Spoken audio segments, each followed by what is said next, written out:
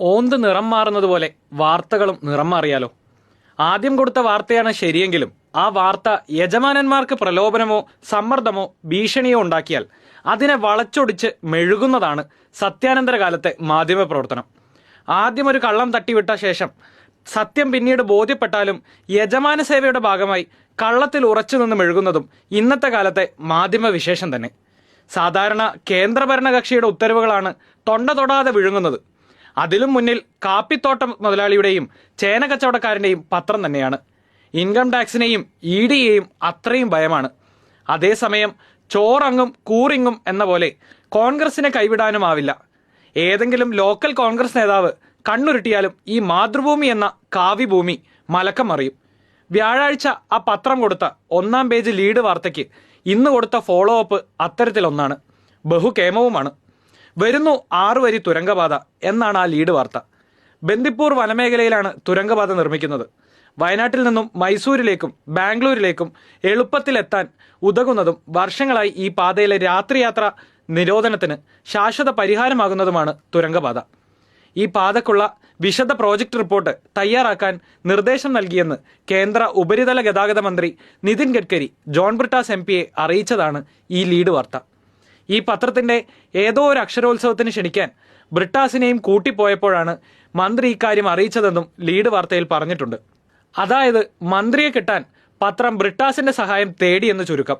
ബ്രിട്ടാസ് പക്ഷേ മന്ത്രിയോട് പ്രധാനമായും സംസാരിച്ചത് ബന്ദിപ്പൂർ രാത്രിയാത്രാ നിരോധനത്തെക്കുറിച്ച്. ഇത് സംബന്ധിച്ച് ബ്രിട്ടാസ് ബുധനാഴ്ച ലോക്സഭയിൽ ചോദ്യം ഉന്നയിക്കാനിരുന്നതാണ്. സഭ തടസ്സപ്പെട്ടതിനാൽ അത് നടന്നില്ല. ആ കാര്യം ബ്രിട്ടാസ് ചൂണ്ടിക്കാട്ടിയപ്പോഴാണ് തുരങ്കപാതയെന്ന തീരുമാനം മന്ത്രി അറിയിച്ചത്. ക്ഷണിക്കാൻ കൂട്ടിപ്പോയതിന്റെ നന്ദി എന്നോണം ബ്രിട്ടാസിന്റെ പ്രതികരണം ഉൾപ്പെടെ വ്യാഴാഴ്ച പത്രം നൽകിയിരുന്നു. എന്നാൽ ഇന്ന് നോക്കൂ, പത്രം മലക്കം മറിയുന്നു. തുരങ്കപാതയുടെ ക്രെഡിറ്റ് കേന്ദ്രമന്ത്രിക്ക് പോലും നൽകുന്നില്ല. എല്ലാം രാഹുൽ ജിയാണത്രേ. പിന്നെ പ്രിയങ്കാജിയും സിദ്ദിഖും പോലും. ആ വാർത്ത നോക്കൂ. ബന്ദിപ്പൂരിൽ തുരങ്കപാത രാഹുൽ ഗാന്ധി പലതവണ ഇടപെട്ടുവെന്ന്. വാർത്തയിൽ 4 പത്രം രാഹുൽ ഗാന്ധിയുടെ പേര് പറയുന്നത്. പിന്നെ സിദ്ദിഖ് MLAയും ഇന്നലെ വന്ന പ്രിയങ്ക വധേര MPയുമെന്നും പത്രം സ്ഥാപിക്കുന്നു. ഈ വിഷയത്തിൽ സംസ്ഥാന സർക്കാരും മുഖ്യമന്ത്രി പിണറായി വിജയനും നിരവധി തവണയാണ് ഇടപെട്ടത്. കേന്ദ്രമന്ത്രിയെ നേരിൽ കണ്ടപ്പോഴും മുഖ്യമന്ത്രി ഈ ആവശ്യം ഉന്നയിച്ചു.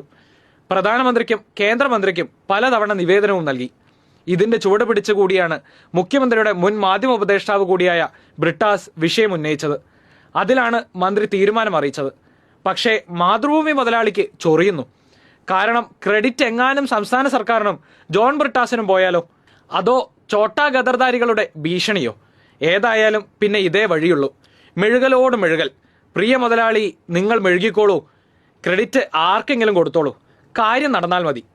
പത്രമുതലാളിയോട് ഒരു അഭ്യർത്ഥനയുണ്ട്. വയനാട് പാക്കേജിന് 2000 കോടി ഉൾപ്പെടെ 24,000 കോടിയുടെ ഒരു പാക്കേജ് കേന്ദ്ര ബജറ്റിൽ ഉൾപ്പെടുത്താൻ ധനമന്ത്രി KN ബാലഗോപാൽ നിവേദനം നൽകിയിട്ടുണ്ട്.